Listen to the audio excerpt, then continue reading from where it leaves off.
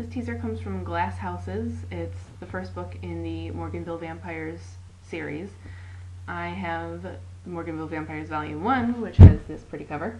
This actually has 2 books in it, though, so we'll do a teaser of Dead Girls Dance at some later point.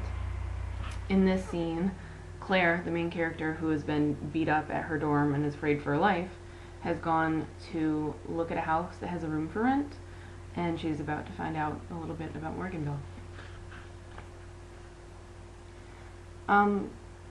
I guess I should ask about the room? Well, you have to meet Michael, and he has to say yes, but Michael's a sweetie, really. Oh, and he owns this place. His family does, anyway.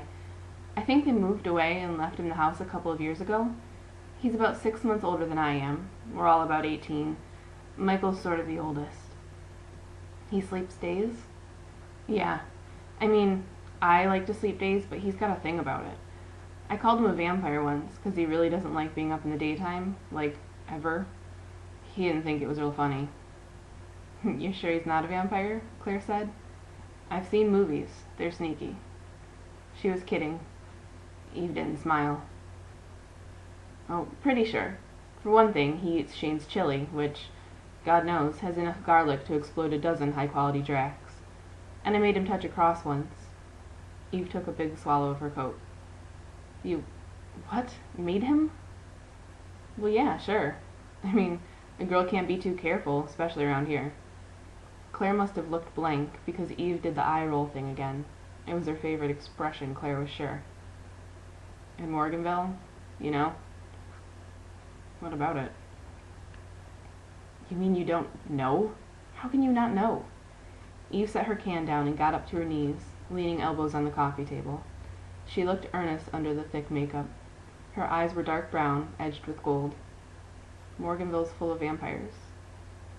Claire laughed. Eve didn't. She just kept staring. You're kidding. How many kids graduate TPU every year? I don't know. It's a crappy college. Most everybody transfers out. Everybody leaves. Or at least they stop showing up, right? I can't believe you don't know this. Didn't anybody tell you the score before you moved in? Look, the vamps run the town. They're in charge. And either you're in or you're out.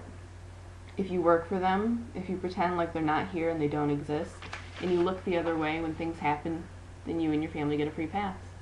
You get protection. Otherwise, Eve pulled a finger across her throat and bugged out her eyes. Right, Claire thought, and put down her spoon. No wonder nobody rented a room with these people. They're nuts. It was too bad. Except for the crazy part, she really liked them. You think I'm a wacko, Eve said and sighed. Yeah, I get that. I'd think I was too, except I grew up in a protected house. My dad works for the water company. My mom is a teacher. But we all wear these. She extended her wrist. On it was a black leather bracelet with a symbol on it in red. Nothing Claire recognized. It looked kind of like a Chinese character. You see how mine's red? Expired. It's like health insurance. Kids are only covered until they're 18. Mine was up 6 months ago. She looked at it mournfully, then shrugged and unsnapped it to drop it on her tray. Might as well stop wearing it, I guess. It sure wouldn't fool anybody. Claire just looked at her, helpless, wondering if she was the victim of a practical joke, and if any second Eve was going to laugh and call her an idiot for buying it, and Shane would go from kind of lazy sweet to cruel and shove her out the door, mocking all the way. Because this wasn't the way the world worked. You didn't like people and then have them turn up all crazy, right? Couldn't you tell? The alternative, that Eve wasn't crazy at all, just wasn't anything Claire wanted to think about. She remembered the people on the street, walking fast, heads down, the way the mother had yanked her little girl off the street at a friendly wave. Fine. Go ahead, think I'm nuts, Eve said, and sat back on her heels. I mean, why wouldn't I be? And I won't try to convince you or anything. Just don't go out after dark unless you're with somebody. Somebody protected, if you can find them. Look for the bracelet. She nudged hers with one finger. The symbol's white when it's active.